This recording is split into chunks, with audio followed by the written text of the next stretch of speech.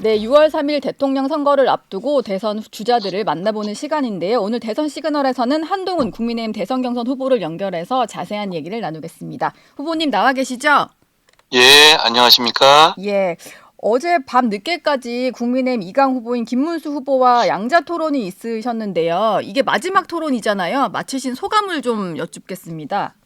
어, 김 후보님, 제가 평소에 존경하던 분이고요. 예. 어차피, 제가 후보가 되더라도 함께 같이 가야 될 동반자입니다. 경륜을 많이 보여주셨고, 그래서 제가 많이 배운 시간이었습니다. 국민들께도, 어떤 후보가, 이재명 대표와 토론하고, 맞상대를 했었을 때 이길 수 있을 것인지를 판단할 수 있는 시간이었다고 생각합니다. 어제 양자 이제 2강으로 굳어진 이후에 마지막 결승 토론이다 보니까 뭐 계엄이나 탄핵이나 이런 거에 대한 어떤 얘기보다는 후보들 간의 정책 토론도 좀 하시고 좀 달라진 모습을 볼 수가 있었는데 네. 그 최종 후보가 결정이 된다면요. 지금은 찬탄 대 반탄 구도로 좀 나뉘어져 있긴 하잖아요. 이 예. 세력 간의 화합이 가능할 거라고 보시나요?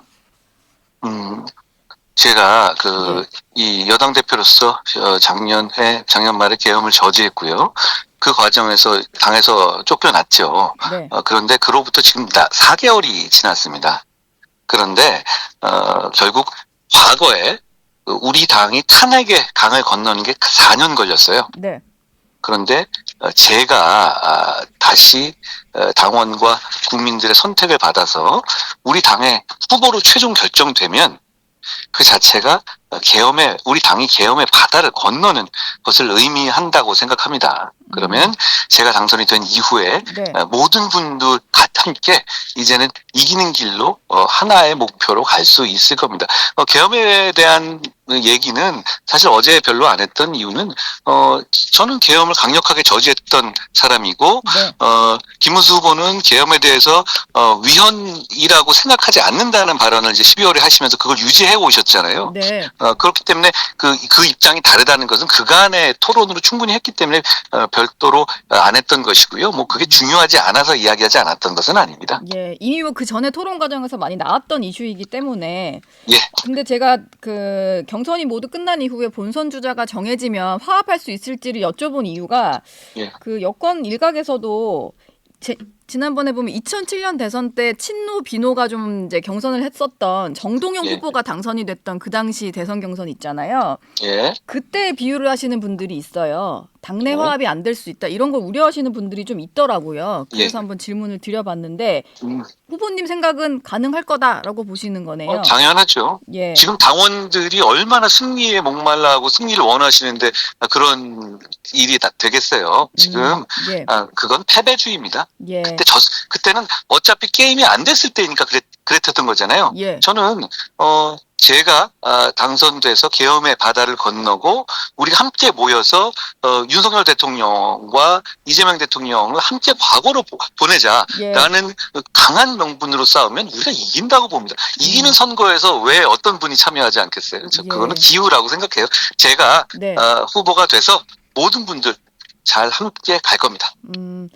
함께 경쟁을 했던 후보들에 대해서는 좀 안타까움도 표현을 하셨는데 특히 뭐 이런 얘기가 저는 기억에 남더라고요.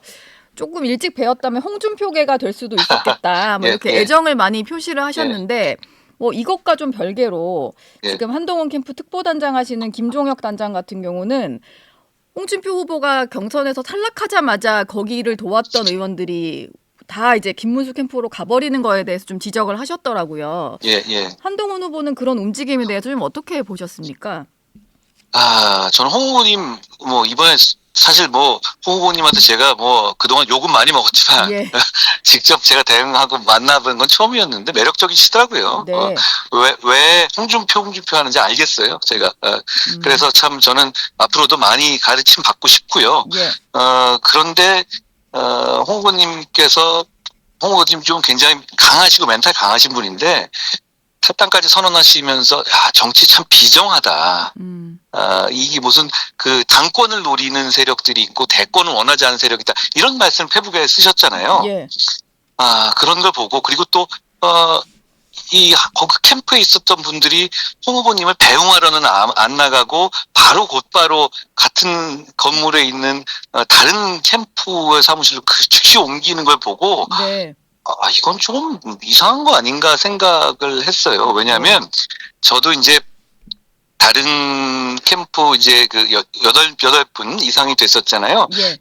거기서 이제 초반에 이제 아쉽게도 경선에서 4강에 들지 못하시고 4강에 든 이후에 이제 2강에 못 드신 분들이 계시잖아요. 네.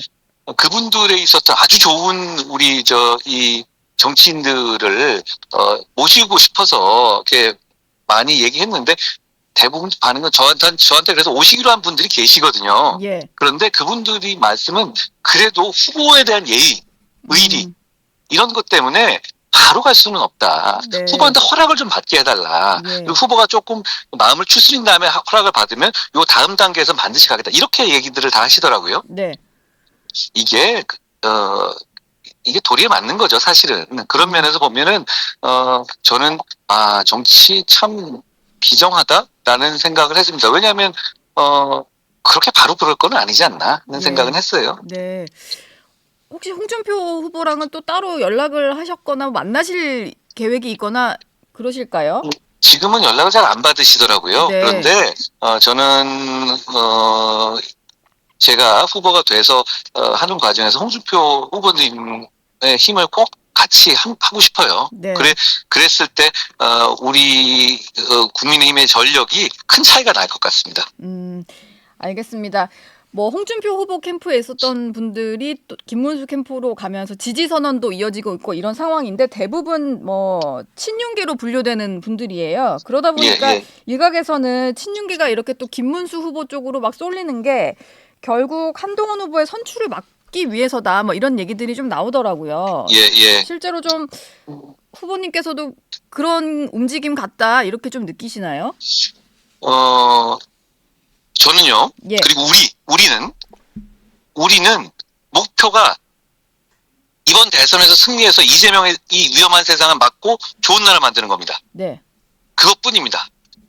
그런데 어떤 분들은 대선에 지더라도 배지 유지하고 공천 유지하고 기득권, 당권 갖는 게 목표인 분들이 계신 것 같아요. 저는 그건 당원들의 명령을 거부하는 겁니다. 당원들은 대선 승리를 명령했어요. 거기만 집중하라고 명령했어요. 저는 그 명령에 따르겠습니다. 그런데 한 가지 덧붙이자면 혹시 그런 생각을 하고 계신 분들 대선에 지더라도 당권, 기득권만 가지면 된다라고 생각하시는 분들이 계시다면 저는 그건 큰 착각이라고 말씀드리고 싶습니다. 왜냐하면 그렇게 해서 이재명 대표의 세상에 오면 엄청난 정치 보복이 있을 거예요. 그분들이 생각하는 당권, 기득권 같은 거 그거 절대 유지될 수 없을 겁니다. 지금이라도 혹시라도 그런 생각 가시는 분이 있다면 저와 함께 우리 모두 힘을 합쳐서 지금 이 대선의 승리를 위해서만 매진하자라는 호소를 드립니다.